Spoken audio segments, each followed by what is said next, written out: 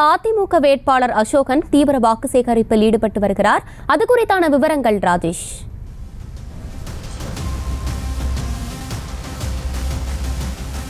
நிச்சயமா அதிமுக வேட்பாளர் அசோகனை பத்தி சொல்லணும்னா அவர் அரசு மருத்துவக் கல்லூரியில ஒரு மருத்துவரா இருந்தவர். இப்ப இந்த தேர்தலில் போட்டியிடணும் அப்படிங்கிறதுக்காகவே தன்னுடைய அரசு மருத்துவர் பதவியை ராஜினாமா பண்ணிட்டு இங்க இறங்கி களத்துல இறங்கி ரெட்டலைக்கு ஓட்டு கேட்டுட்டு இருக்காரு.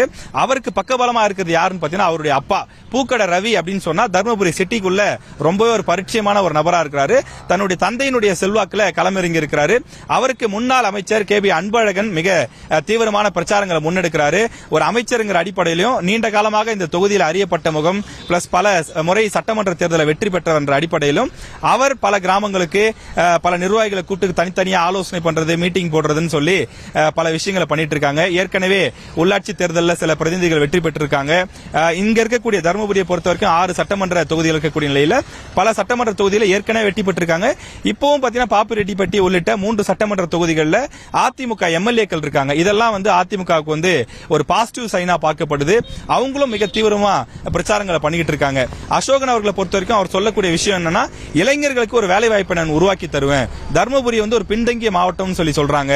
அந்த நிலையை மாத்தணும். நான் ஒரு படிச்சவன் டாக்டர், அதனால எனக்கு இந்த முறை ஓட்டு போடுங்க அப்படின்னு சொல்லி மக்கள் கிட்ட பிரச்சாரம் பண்றாரு.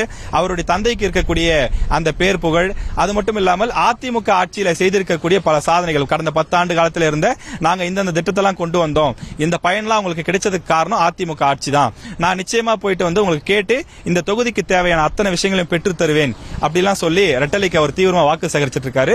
நம்ம ஏற்கனவே சொன்ன மாதிரி பாமக, திமுக, அதிமுக 3 கட்சியிலுமே கிட்டத்தட்ட சமபலத்தில் இருக்கு. மற்ற தொகுதிகளை ஒப்பிடும்போது பாத்தீங்கன்னா இந்த தொகுதியில இவங்க தான் வெற்றி, இவங்க தான் முன்னணியில் இருக்காங்கன்னு சொல்ல முடியாத அளவுக்கு ஒரு சமபலத்தில் இருக்கிறாங்க. அந்த வகையில அதிமுக வேட்பாளரும் மிக தீவிரமான பிரச்சாரங்களை முன்னெடுத்து வருகிறார். செய்திகளை உடனுக்குடனும் துல்லியமாகவும் தெரிந்து கொள்ள சப்ஸ்கிரைப் பண்ணுங்க.